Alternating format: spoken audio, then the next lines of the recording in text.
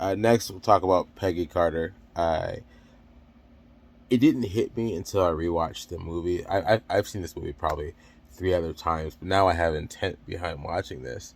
Uh, I She really is like one of the very first.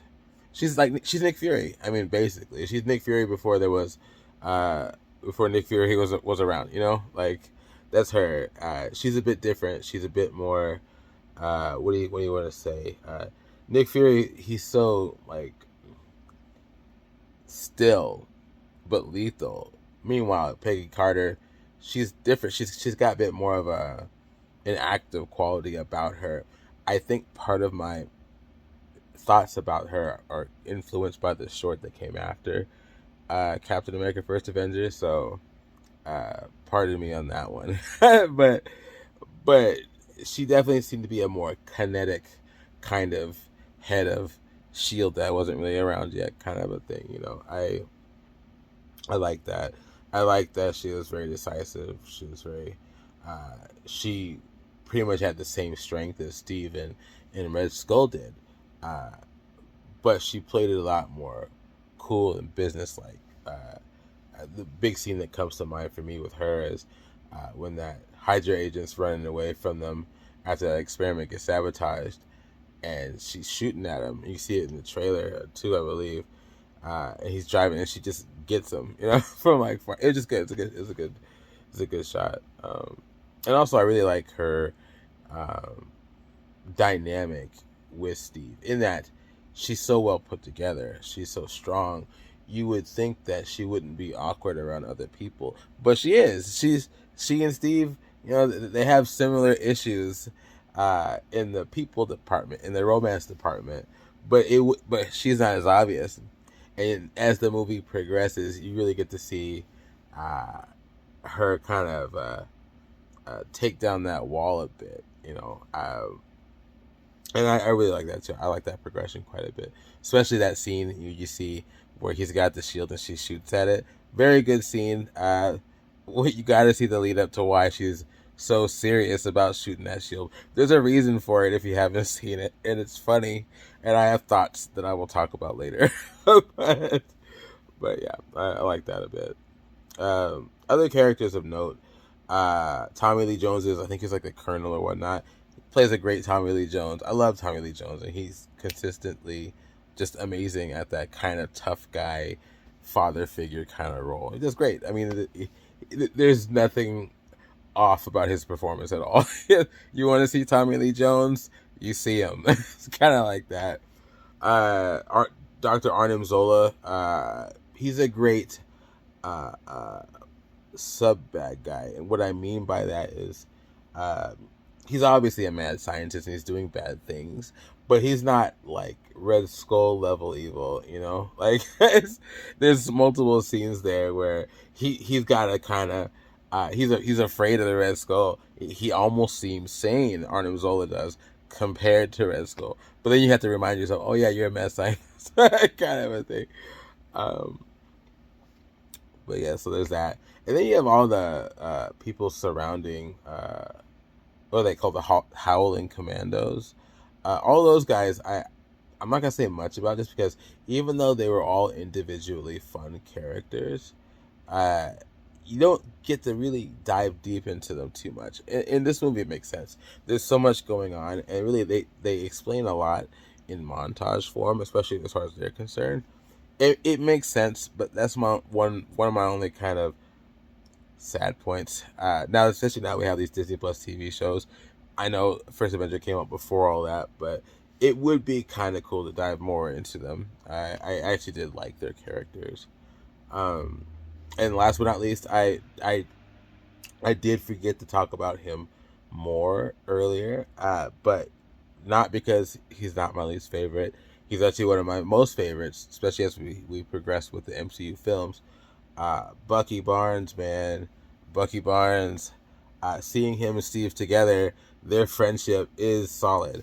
Bucky plays such a good, like, strong older brother character in the beginning of the movie because that's what he is. He's like average sized man compared to Steve's like little man, kind of a thing.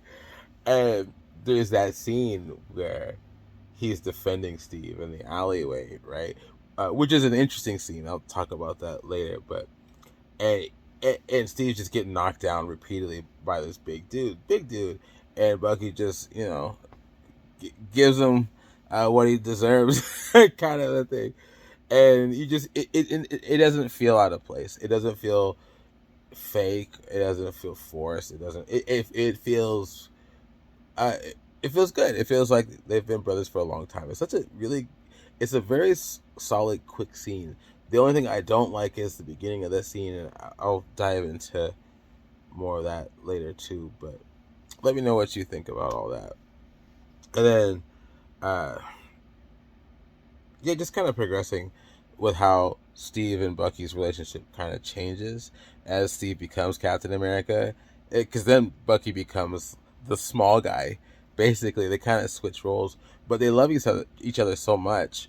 Um, they look past it, and you can see them doing this. Like they still do what they got to do, and they still help each other out, and and be there for each other.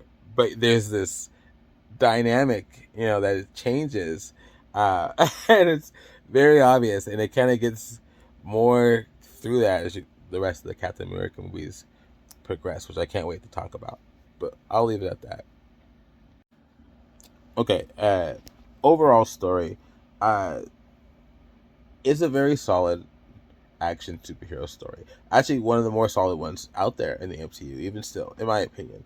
I The movie does jump around a little bit. It does kind of do certain things that they just kind of introduce subjects.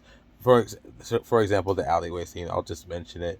Uh, Steve's in this fight with this big dude, right? And he's just getting knocked down repeatedly.